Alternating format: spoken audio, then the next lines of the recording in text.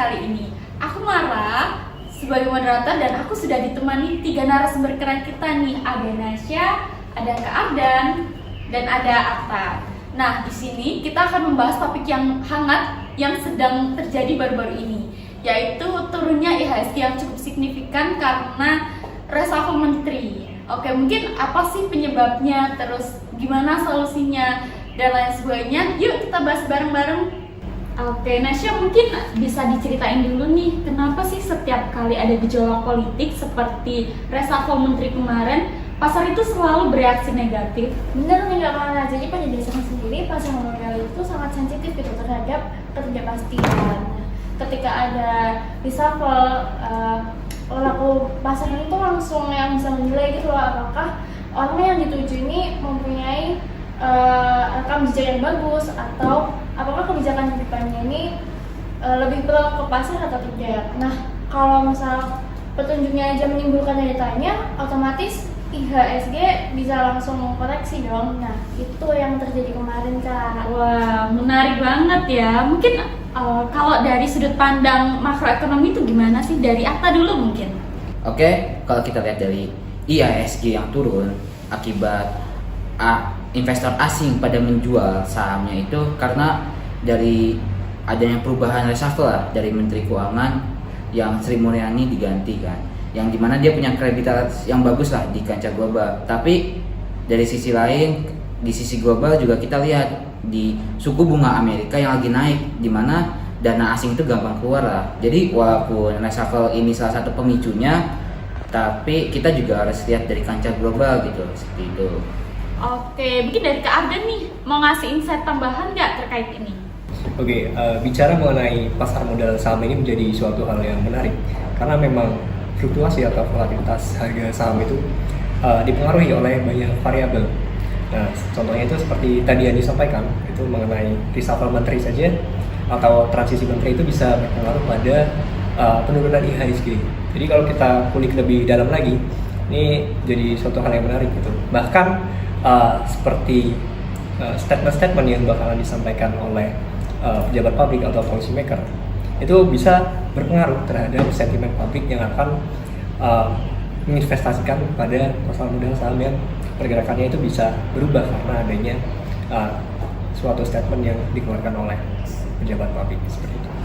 Jadi intinya reshuffle menteri ini cuma jadi salah satu penyebabnya aja ya, terkait IHSG yang turun kemarin. Masih banyak faktor-faktor lain yang menyebabkan IHSG turun kemarin. Mungkin kita lanjut nih ke pertanyaan yang kedua.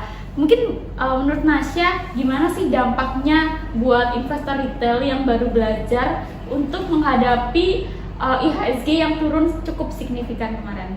Jadi dampaknya ini jelas bikin bingung gitu karena kan banyak investor pemula yang panik itu selalu buru-buru ngejual sahamnya, padahal nih penurunan akibat reshuffle sendiri itu seringkali sifatnya itu jangka pendek gitu. Jadi kalau investornya ini paham tentang fundamental, sebenarnya ini menjadi peluang untuk mereka untuk beli di harga diskon.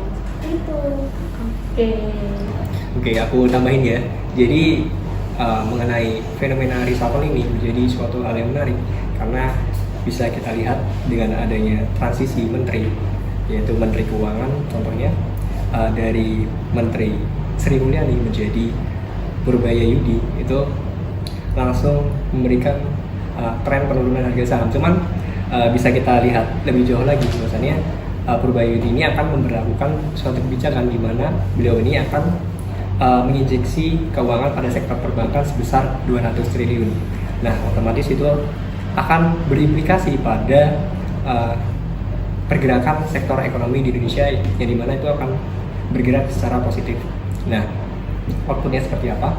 Nah, outputnya pada harga saham ini menunjukkan bahwasannya terjadi tren yang positif atau tren peningkatan saham pada sektor perbankan seperti itu. Oke, berarti kuncinya buat investor retail itu jangan panik dan tetap waspada ya. Oke, mungkin kalau kita bisa kasih solusi nih buat para investor retail terkait permasalahan ini, gimana sih ke depannya? Mungkin dari Atta dulu. Oke, yang pertama kalau misalnya kita lihat portofolio dulu, kalau emang kita punya saham blue chip atau fundamentalnya bagus, ya sebaiknya kita hold dulu atau kita tahan. Yang kedua, kita siapin uang cash lah untuk average down ketika emang sahamnya itu anjlok turun harganya. Terus yang ketiga, kita jangan gampang terdistract lah terkait tentang saham goreng-gorengan, karena itu bikin tambah resiko yang lebih besar dengan kondisi yang emang tidak lagi baik. Nah kalau menurut aku Iya. perhatikan sektor yang justru bisa untung dari sektornya gitu. Mungkin seperti kayak menteri baru dengan visi pembangunan infrastruktur yang mungkin saham konstruksinya itu bisa naik gitu. Jadi kita tuh nggak hanya fokus pada yang jatuh, tapi juga mencari potensi yang tumbuh. Nah, setuju banget sama apa yang tadi udah disampaikan sama Kanasya. Yang terakhir, jangan lupa untuk melakukan diversifikasi pada investasi, karena memang sebaik-baiknya investasi itu ya investasi yang terdiversifikasi gitu. Karena jeleknya kalau misalnya kita hanya terkonsentrasi pada satu saham saja. Jadi misal ketika saham itu sedang mengalami penurunan yang sangat signifikan, maka ya portofolio total kita bakalan anjlok gitu. Jadi lebih baik ya terdiversifikasi di banyak sektor saham. Jadi nggak hanya berfokus pada satu aja. Oke, noted banget ya. Jadi kuncinya ada 3 nih. Yang pertama adalah mempertahankan saham fundamental, yang kedua mencari peluang sektor prospektif, dan yang ketiga adalah diversifikasi untuk meminimalkan resiko seperti itu. Baik Sobat Potret, jadi kita sudah ngobrol panjang lebar nih tentang IHSG yang sempat koreksi karena reshuffle menteri kemarin. Jadi pada intinya pasar saham ini akan reaktif dan sensitif terhadap gejolak politik. Akan tetapi sebagai investor kita harus tetap tenang, jangan panik, dan tetap rasional untuk mencari peluang yang baru. Terima kasih buat Nasya, Kak Arda, dan Atta atas insight yang luar biasa ini. Semoga pembahasan ini bermanfaat buat teman-teman semuanya. Baik, segitu dulu episode Potret pada kali ini. Sampai jumpa di episode Potret selanjutnya. Bye-bye.